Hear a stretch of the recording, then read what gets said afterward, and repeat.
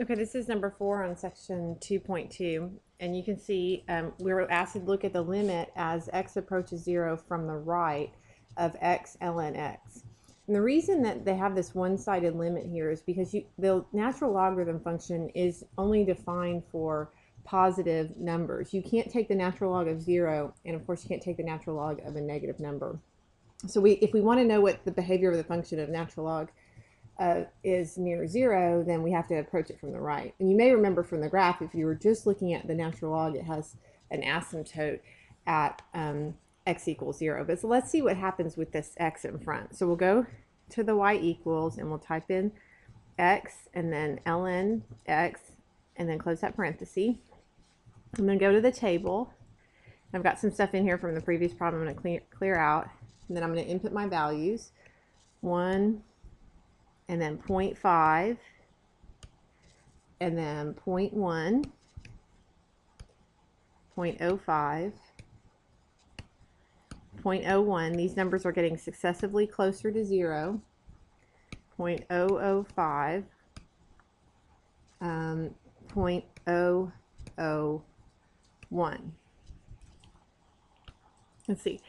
Now it looks like the numbers are getting closer and closer to 0. See how they're getting smaller and smaller? And so we can hypothesize that the limit of this function as x goes to 0 from the right is 0.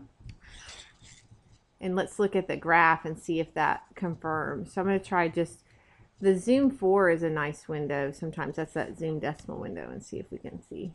Yeah, it does look like it would be in another one that's kind of fun is zoom box.